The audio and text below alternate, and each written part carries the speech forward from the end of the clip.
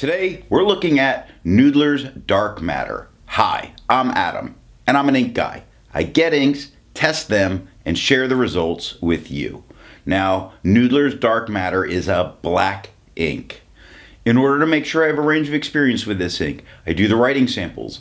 I then put the ink into a different pen for a day. I then put it into a Pilot Metropolitan with a medium nib to take my notes for this video.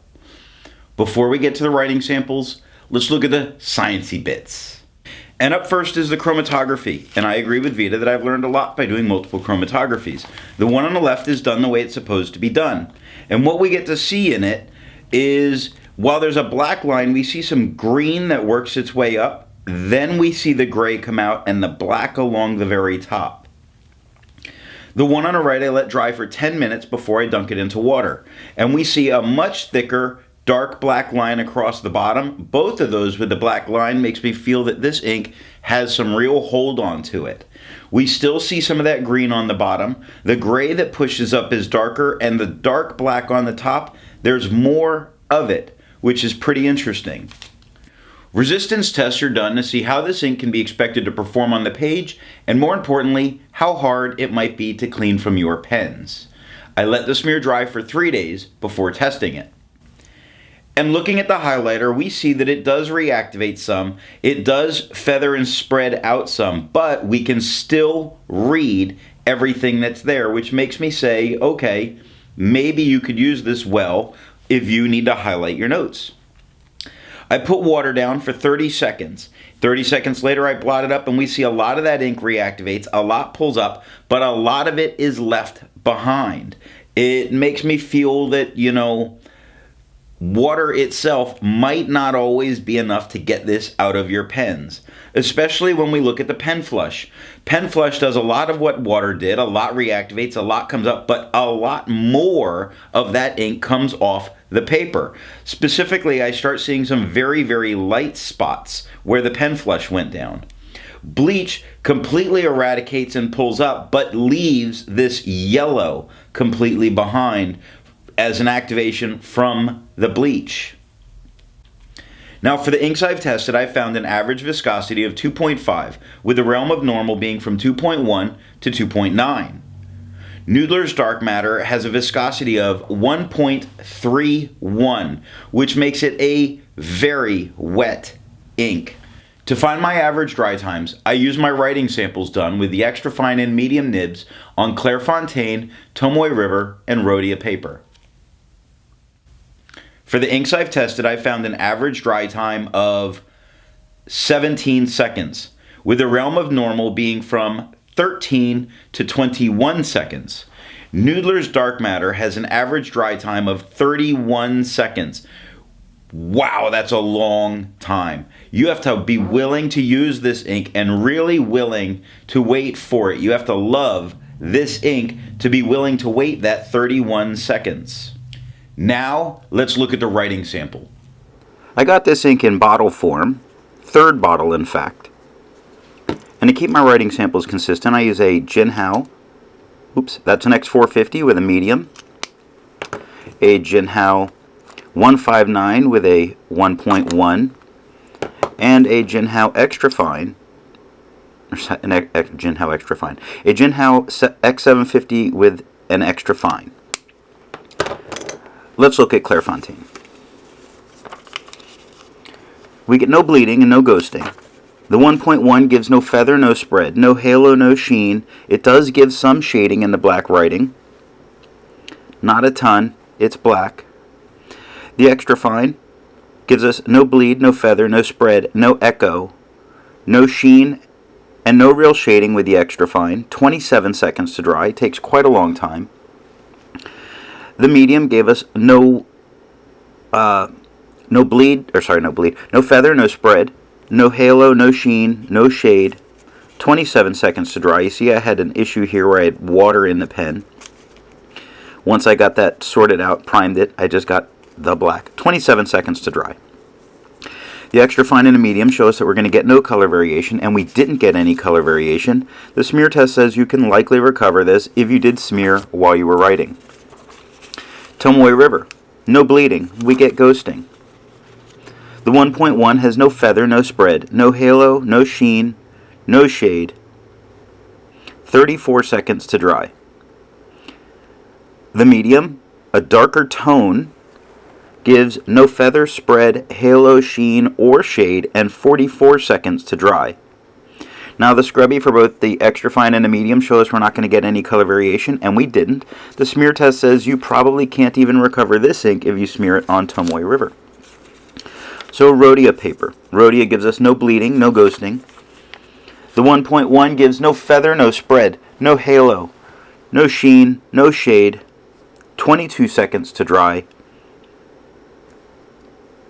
Medium, no feather, no spread, no halo, no sheen, no shade. 31 seconds to dry. The scrubby for both show us little bits of color variation where we get sort of that greenish undertone and we do get some of the darker areas. So we see that it's possible. We're just not really getting it in the writing sample, which is perfectly fine. It's a black ink. The smear test says we can likely recover it if we did smear it while we were writing. So I tested this on some cheaper paper, on composition notebook, which I've found that performs amazingly well. So we get no bleeding. We do get some ghosting. It's a very, very thin paper. Written at the top was with a medium, and we had no feather, no spread, no halo, no sheen, no shade. On the extra fine, I did get some shade. There's some shade, some spread. I got no feather, no halo, no sheen, no shade. I know I put down here that, there was light feathering. And that was with the 1.1 at the top. It was very, very light. And I feel what's really happening is we're getting a little into the texture of the page. But needless to say, at the top of the D and the L does look like some light feathering that occurs there. The scrubby shows us we don't get any color variation, and we don't get any color variation. The smear test shows us that we would likely be able to recover. This only took 5 seconds to dry. So that was fantastic. It holds up pretty well. I like this ink. This is one of my favorite black inks. So I tested it on Mead notebook paper. And the Mead notebook paper, the only bleeding that I really got, the only full bleeding I really got was with the scrubby. I did get the start of some bleeds that was going on in the writing sample, but it didn't anywhere near bleed through. The medium at the top. No feather, no spread, no halo, no sheen, no shade. We see some tone difference. I still think I was battling some water and pens. I had cleaned pens more recently when I had this inked up to use. And I think that's what I was battling here and why that occurred. The extra fine has no feather, no spread, no halo, no sheen, no shade, 1 second to dry, so super fast. The scrubby, which was the only place that gave us some bleed, the other spots it looks like it's wanting to come through. It's definitely sinking deeper into the page, but it is not bleeding at all. The scrubby shows us that we're not going to get any color variation. We didn't. With only 1 second used to dry, the smear test, almost none of it smeared. So I went to test, I test quite a few papers, and one of the papers that we had issues with was Field Notes. Now Field Notes, it bled with the top. It bled with the multi-layers. I only did that in a little bit at the beginning, and then I just sort of gave up on that. I didn't see it as giving me anything here. So that's where I'm putting it on Stupid Thick. The medium scrubby starts to bleed where I put it on Stupid Thick. Other than that, we have no ghosting and no bleed. The 1.1 has no feather, no spread, no halo, no sheen, no shade. It's the same tone I get with the extra fine. The extra fine has no feather, spread, halo, sheen, or shade. 3 seconds to dry. So it works pretty well with the Field Notes notebook. The medium, that's where things go a little sideways for this ink and this paper. We get spread. We get a ton of feathering all over. It looks like it's blurry. We have no halo, no sheen, and no shade. 3 seconds to dry. The same dry time. But this one feathered like crazy. Now the scrubby shows us that we're going to get no color variation. We didn't get any color variation. The smear test shows us that we're going to be able to recover this, and I believe we would. And that's all that I have for the writing sample. Instead of finding inks that look like Noodler's dark matter, I would prefer to find an ink that complements its color on the page. I've chosen Diamine Soft Mint because it's a nice light green to contrast this dark. If you've enjoyed this, before I give my opinion on this ink, I would ask, if you've enjoyed this video, give it a thumbs up. And if it's your first time here, I would invite you to subscribe. So what do I think of Noodler's dark matter?